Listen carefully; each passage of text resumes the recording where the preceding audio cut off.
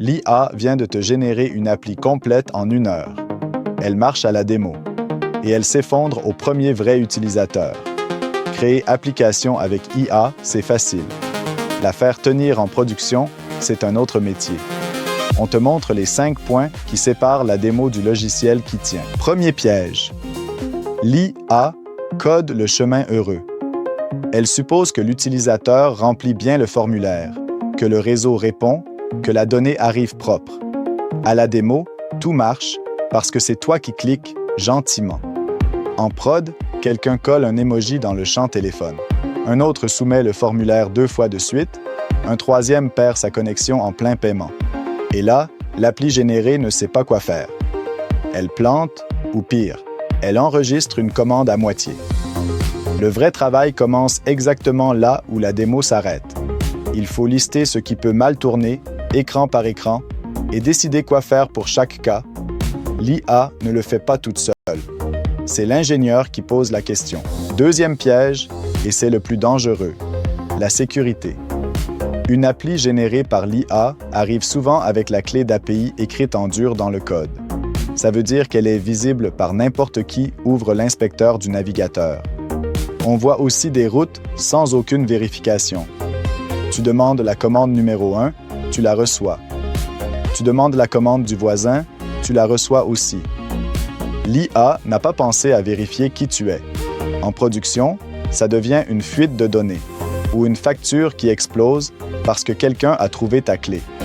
Avant toute mise en ligne, on sort les secrets du code, on les met dans des variables d'environnement et on ferme chaque route derrière une authentification. Ce n'est pas une option. C'est la première chose qu'un attaquant teste. Troisième point, les données. Beaucoup d'applis générées stockent tout dans une variable en mémoire. Tu redémarres le serveur, tout disparaît. À la démo, personne ne le voit. En prod, tu perds les inscriptions de la journée. Il te faut une vraie base de données avec un schéma pensé à l'avance. Et surtout, un plan quand le schéma change. Le jour où tu ajoutes un champ, tu ne veux pas effacer ce qui est déjà là. Ça s'appelle une migration. Et l'IA l'oublie presque toujours. Dernier réflexe, la sauvegarde. Une base sans sauvegarde, c'est une catastrophe qui attend son heure. On automatise une copie chaque nuit et on teste qu'on sait la restaurer. Parce qu'une sauvegarde qu'on n'a jamais restaurée n'existe pas vraiment. Quatrième point. Le jour où ça casse, comment tu l'apprends? Sur une appli générée, la réponse est presque toujours la même. Tu l'apprends par un client furieux. L'erreur est arrivée à 3 heures du matin, personne n'a rien vu et le formulaire de contact était mort depuis la veille. En production, tu as besoin d'yeux ouverts en permanence. Ça veut dire des logs pour savoir ce qui s'est passé.